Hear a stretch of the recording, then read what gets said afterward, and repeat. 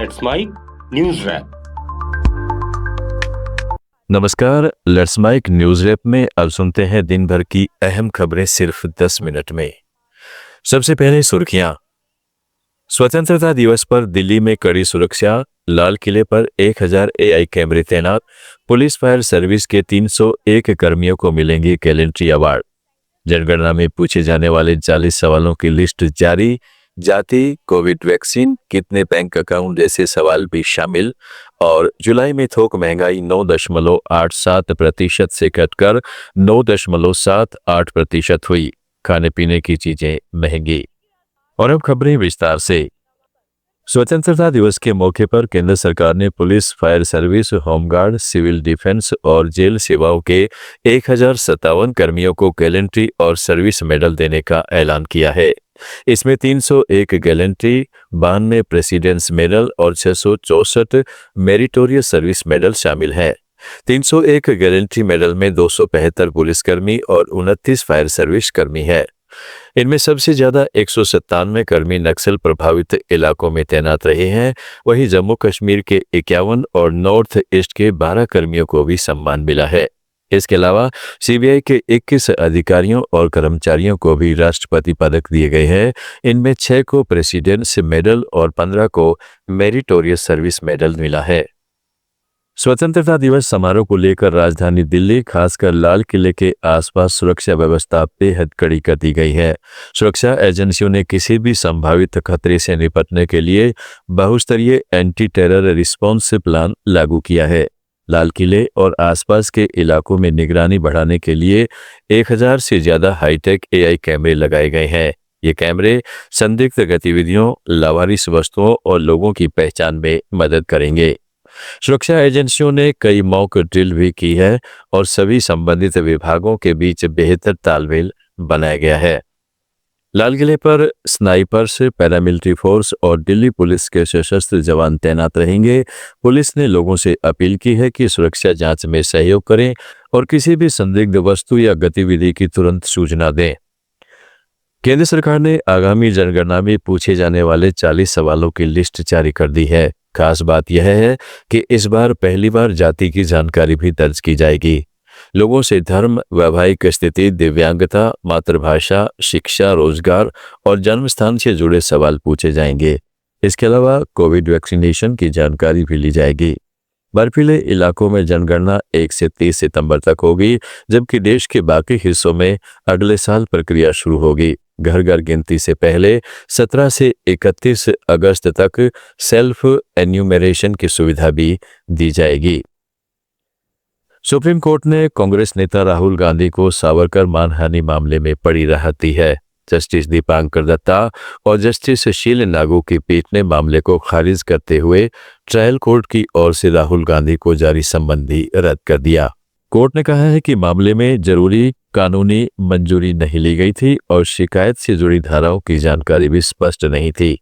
मामला राहुल गांधी की 17 नवंबर 2022 को भारत जोड़ो यात्रा के दौरान महाराष्ट्र के अकोला में दिए गए सावरकर संबंधी बयानों से जुड़ा था। इस बयान के बाद उनके खिलाफ मानहानि की शिकायत दर्ज की गई थी। सुप्रीम कोर्ट ने हैदराबाद की law university national academy of legal studies and research विवाद में बार काउंसिल ऑफ इंडिया को कड़ी फटकार लगाई है। सीजेआई सूर्यकांत ने कहा है कि छात्रों और उनके बीच की बातचीत में बीसीआई को दखल देने की जरूरत नहीं थी। कोर्ट ने बीसीआई को नोटिस जारी करते हुए एकेडमी के छात्रों और फैकल्टी के खिलाफ किसी भी दंडात्मक कार्रवाई पर रोक लगा दी है। दरअसल एकेडमी के करीब 450 छात्रों ने दीक्षांत समारोह में सीजेआई सूर्यकांत को चीफ गेस्ट बनाए जाने का विरोध किया था। इसके बाद बीसीआई ने 2026 बैच के सभी लॉ ग्रेजुएट्स का एनरोलमेंट रोकने का आदेश दिया था। हालांकि कुछ घंटे बाद यह फैसला वापस ले लिया गया। सुप्रीम कोर्ट बार एसोसिएशन ने भी बीसीआई की कार्रवाई को मनमाना और गैर कानूनी बताया था। वरिष्ठ अधिवक्ता नलिन कोहली ने बार काउंसिल ऑफ इंडिया के फैसले पर सवाल उठाए हैं। उन्होंने कहा कि संविधान का अनुच्छेद 19 हर नागरिक को अभिव्यक्ति की स्वतंत्रता और शांतिपूर्ण विरोध का अधिकार देता है। Well, as a practicing senior advocate, I was also very surprised to take note of this because after all, under our constitution, Article 19 gives everybody the right to free speech and expression. And also, the right to protest is recognized as long as it is peaceful. Now to suddenly a set of students, they come up with a demand or put out their point of view, and to say that they will be barred from pursuing their employment options itself is very, very drastic and very surprising. On what basis it came out, only the BCCI can comment on it. But certainly we have seen even the Chief Justice of India, Justice Surya Kant, as has been reported in the media, took strong notice of it and was very surprised and said that notice should be issued in that petition.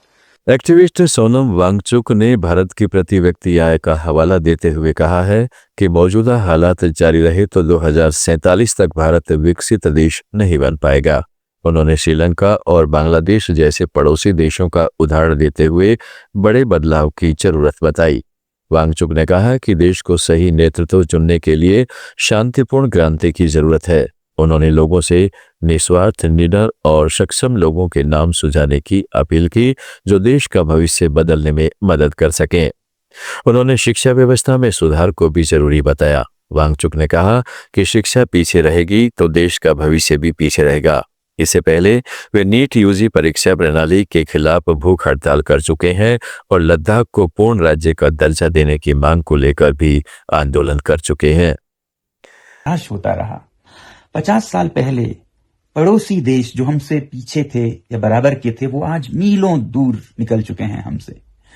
बड़े देशों की बात न करें, Thailand, Malaysia, Indonesia, यहां तक कि श्रीलंका और बांग्लादेश भी हमसे आगे हैं अगर प्रति व्यक्ति आय पर कैपिटा जीडीपी की बात करें तो।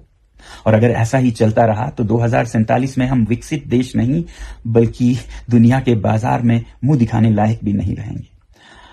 आप लोगों को मैं बधाई देना चाहता हूं एक तरफ कि आप लोगों ने परिवर्तन चाहा, बदलाव चाहा, पिछले 2 महीनों में आंदोलन किए और बदलाव आया भी। शिक्षा मंत्री ने इस्तीफा दिया, मगर जो अगले शिक्षा मंत्री आए उनसे भी कोई चमत्कार होता नहीं दिखता। और जब तक शिक्षा पिछड़ी रहेगी, देश का भविष्य भी पिछड़ा ही रहेगा। वैसे ही राष्ट्रीय सुरक्षा सलाहकार अजीत डोभाल ने कहा है कि भारत की उदारता और सहनशीलता को उसकी कमजोरी नहीं समझना चाहिए। ऑपरेशन सिंदूर का मकसद पहलगांव आतंकी हमले से जुड़े आतंकी ठिकानों को नष्ट करना था। भारत जरूरत पड़ने पर जोखिम उठाने और कड़ा प्रहार करने की क्षमता रखता है। उन्होंने बताया कि ऑपरेशन सिंदूर करीब 88 घंटे चला और इसके तहत पाकिस्तान और पीओके में आतंकी ठिकानों को निशाना बनाया गया। दिल्ली के जंतर मंतर पर कोकरोच जनता पार्टी के नेतृत्व में हुए प्रदर्शन से जुड़ा मामला अब सुप्रीम कोर्ट पहुंच गया है। प्रदर्शन में शामिल एक महिला ने आरोप लगाया है कि आंदोलन के बाद उसे बलात्कार और अपहरण की धमकियां मिल रही हैं। महिला के वकील ने सीजीआई सूर्यकांत से तत्काल कार्रवाई की मांग की है। वकील ने दावा किया कि लगातार हिंसक घटनाएं हो रही हैं और कुछ भयावह वीडियो भी सामने आए हैं। सीजीआई ने इस याचिका को प्रदर्शन से जुड़े अन्य मामलों के साथ 18 अगस्त को सुनवाई के लिए सूचीबद्ध करने पर सहमति जताई है। वहीं कोकरोच जनता पार्टी ने अपने आंदोलन के सीजन 2 का ऐलान किया है।